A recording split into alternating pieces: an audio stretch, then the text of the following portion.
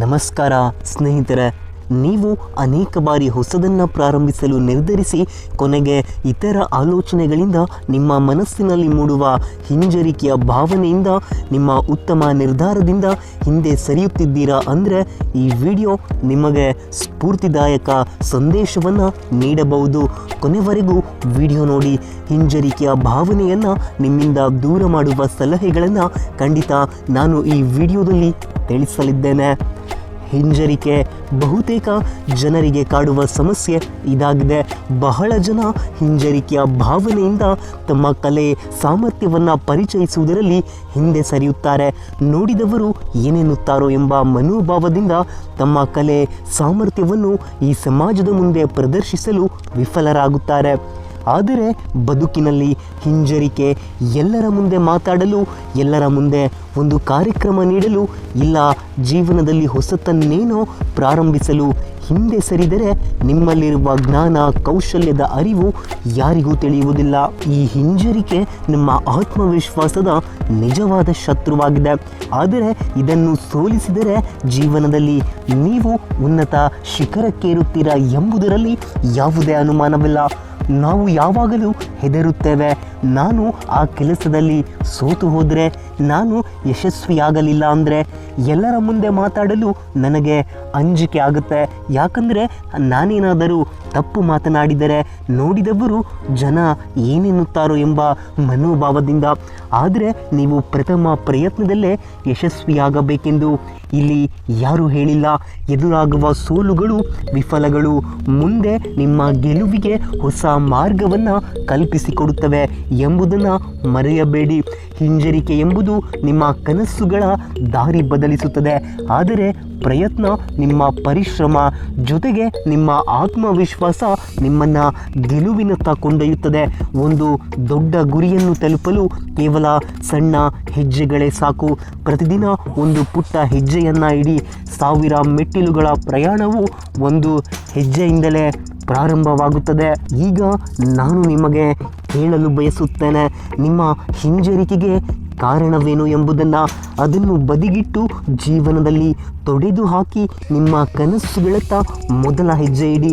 ನಾವು ಉತ್ತಮರಾಗಿ ಬೆಳೆದು ನಿಲ್ಲಬೇಕು ಎನ್ನುವಾಗ ನಮ್ಮಲ್ಲಿ ಈ ಹಿಂಜರಿಕೆಯ ಭಾವ ಏಕೆ? ಇದನ್ನು ನಿಮ್ಮಿಂದ ಸೋಲಿಸಲು ಸಾಧ್ಯವಿಲ್ಲವೇ? ಯೋಚಿಸಿ. ಅದು ನಾನು ಚೆನ್ನಾಗಿ ದುಡಿಯಬೇಕು, ನಾನು ಯಾರ ಮೇಲೂ ಡಿಪೆಂಡ್ ಆಗಬಾರದು, ನನ್ನ ಸ್ವಂತ ದುಡಿಮೆಯಲ್ಲಿ ದುಡಿದು ಚೆನ್ನಾಗಿ ಬದುಕಬೇಕು ಎನ್ನುವ ಹಂಬಲ ನಮಗಿರುವಾಗ ನಮ್ಮಲ್ಲಿ ಈ ಹಿಂಜರಿಕೆಯ ಭಾವ ಏಕೆ? ನೋಡಿದವರು ಏನೆನ್ನುತ್ತಾರೋ ಎನ್ನುವ ಅಂಜಿಕೆ, ಭಯವಿರಬೇಕಾದುದು ಯಾವುದೋ ಕೆಟ್ಟ ಕೆಲಸ, ಕಳ್ಳತನ ಮಾಡುವವನಿಗೆ. ಒಳ್ಳೆಯ ಕೆಲಸ ಮಾಡಬೇಕಾದರೆ ಎಂದಿಗೂ ಅಂಜಿಕೆ ಬೇಡ.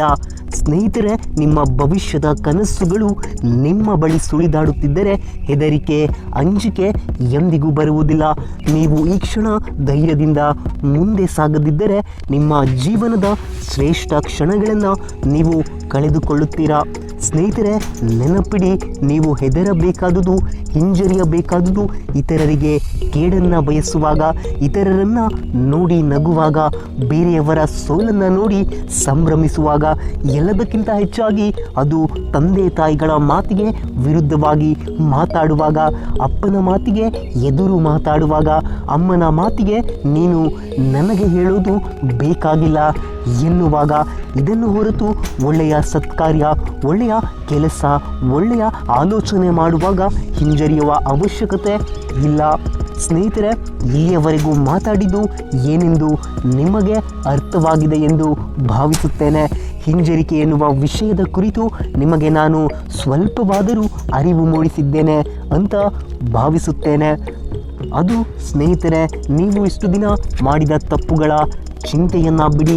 ಎದುರಾದ ಸೋಲುಗಳ ಭಯವನ್ನು ಮನಸ್ಸಿನಿಂದ ಮುಕ್ತಗೊಳಿಸಿ. ಹೆದರುವವರನ್ನು ಹೆದರಿಸಲು ಈ ಜಗತ್ತಿನಲ್ಲಿ ಅನೇಕ ಜನರಿದ್ದಾರೆ.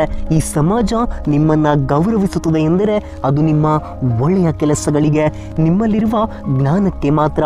ಖಂಡಿತ ನಿಮ್ಮ ಸಮಯ ಇಲ್ಲಿಗೆ ಮುಕ್ತಾಯವಾಗುವುದಿಲ್ಲ. ನಿಮ್ಮ ಪ್ರಯಾಣ ಈಗ ಪ್ರಾರಂಭವಾಗಿದೆ. ಹಿಂಜರಿಕೆಯನ್ನು ಕೊಲ್ಲುವುದರಿಂದ ನಿಮ್ಮ ಜೀವನದ ದಿಕ್ಕು ಬದಲಾಗುತ್ತದೆ. ಪ್ರಯತ್ನಿಸುವ ಮೊದಲು ಸೋಲಿನ ಬಗ್ಗೆ ಚಿಂತಿಸಬೇಡಿ. ಈಗಲೇ ನಿಮ್ಮ ಯಶಸ್ಸಿನತ್ತ ಮೊದಲ ಹೆಜ್ಜೆಯನ್ನು ಇಡಿ. ಯಾಕಂದರೆ ನಿಮ್ಮ ಸಮಯ ಈ ಕ್ಷಣದಲ್ಲೇ ಶುರುವಾಗುತ್ತದೆ. ನಿಮ್ಮ ಪ್ರಯತ್ನಗಳು ನಿಮ್ಮನ್ನು ಹೊಸ ದಾರಿಯತ್ತ ಕೊಂಡೊಯ್ಯುತ್ತವೆ. ನಿಮ್ಮ ಕನಸುಗಳನ್ನು ನನಸು ಮಾಡುವತ್ತ ಸಾಗಿರಿ ಮತ್ತು ನೀವು ಅದನ್ನು ಸಾಧಿಸಿ ಎಂದು ಹಾರೈಸುವೆ. ಒಳ್ಳೆಯದಾಗಲಿ. ಧನ್ಯವಾದ. ಸ್ನೇಹಿತರೆ, ಈ ವಿಡಿಯೋದ ಕುರಿತು ನಿಮಗೆ ಏನನ್ನಿಸ್ತು ಅನ್ನೋದನ್ನು ನಿಮ್ಮ ಅನಿಸಿಕೆಯನ್ನು ಕಮೆಂಟ್ ಮೂಲಕ ಕಮೆಂಟ್ ಬಾಕ್ಸಲ್ಲಿ ತಿಳಿಸಿ. ಸಿಗ್ತೀನಿ ಮತ್ತೆ ಮುಂದಿನ ವಿಡಿಯೋದಲ್ಲಿ. ಧನ್ಯವಾದ.